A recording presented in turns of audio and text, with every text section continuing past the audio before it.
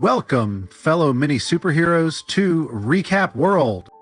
He's a man who loves peace so much he'll murder for it. He's got a pet eagle, an explosive sense of justice, and the world's most awkward dance moves. With Peacemaker Season 2 on the horizon, it's time to get your helmet on and remember the whole glorious, brutal, and surprisingly emotional story. Join us as we recap Peacemaker Season 1, diving into the botched mission, the butterfly conspiracy, and the dysfunctional team that somehow became a family. We'll cover every vulgar joke, every shocking death, and every moment that made this show so much more than just a superhero spin-off. So, get ready to rock. This is your complete Peacemaker Season 1 recap. The story of Peacemaker Season 1 kicks off 5 months after the mission in Cordo Maltese. A very much alive Christopher Smith is discharged from the hospital, only to be immediately confronted by a new covert Black Ops team. This group is led by the stern Clemson Myrn and includes agents Amelia Harcourt and John Economos, who see this assignment as a punishment from Amanda Waller. A new and idealistic recruit, Leota Adebayo, rounds out the crew. Myrn gives Chris a stark choice: return to prison or join a highly classified operation dubbed Project Butterfly. With an explosive chip still in his head, Chris reluctantly accepts. This mission is a direct order from Amanda Waller herself. The team dynamic gets even more complicated with the unexpected arrival of Adrian Chase, also known as Vigilante, a longtime friend and fan of Peacemaker. Vigilante inserts himself into the operation to help. His eager enthusiasm for violence is a stark contrast to Chris's growing disillusion. The team's first mission is to assassinate United States Senator Royland Goff, identified as a Butterfly. The directive extends to his family if they too are infected. During a stakeout, we see a pivotal moment for Chris. He hesitates at the prospect of killing children. This act clashes with his previous peace-at-any-cost ideology. He's no longer the one-dimensional killer. He's a man grappling with the morality of his actions, especially after killing Rick Flag.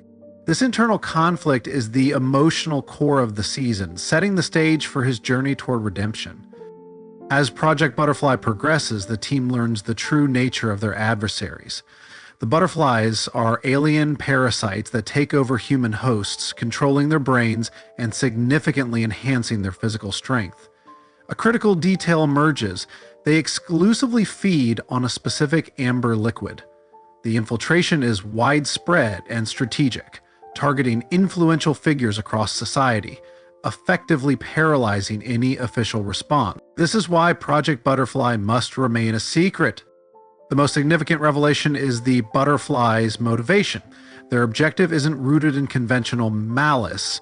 Instead, they aim to save humanity from what they perceive as its self-destructive tendencies and its populist leaders.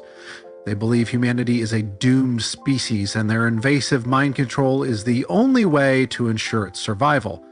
This moral ambiguity forces the team to question who the real villains are. The Butterflies escalate their infiltration efforts, orchestrating a widespread takeover of key institutions. The leader of the Butterflies, a high-ranking operative named Song, seizes control of all prisoners and police officers in Evergreen.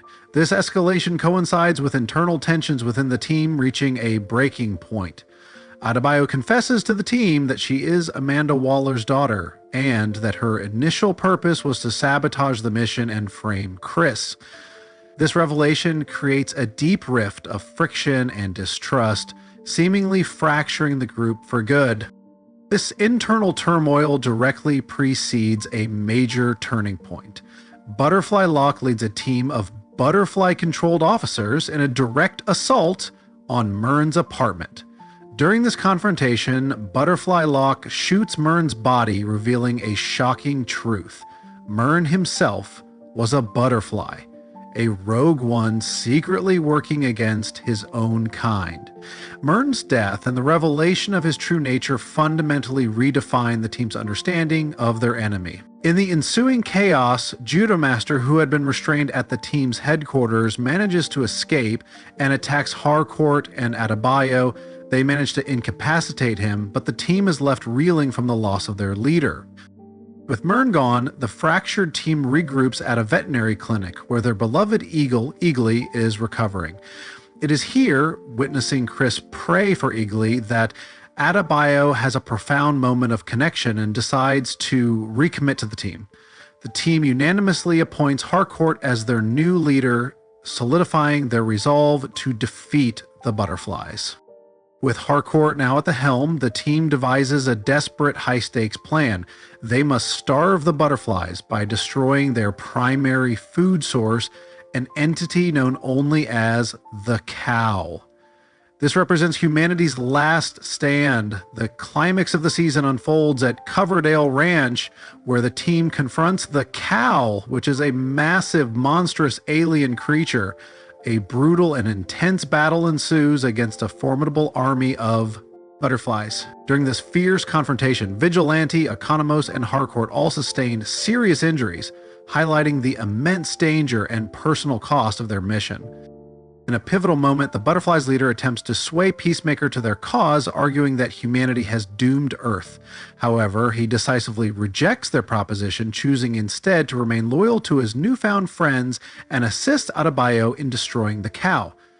Peacemaker's rejection is a direct consequence of his developing loyalty, marking a pivotal shift from his previous solitary ideology. With the Cow destroyed, the Butterflies are deprived of their essential amber fluid, ensuring their eventual demise.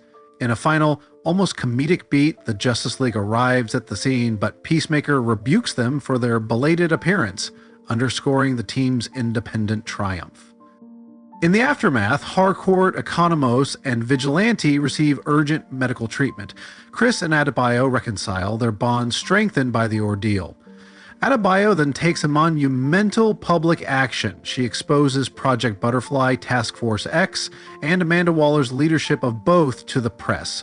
This courageous act not only clears Peacemaker and Vigilante's names, but also effectively brings an end to Waller's long-standing, secretive use of prisoners for the Suicide Squad project. Following the successful completion of Project Butterfly, the team members generally go their separate ways.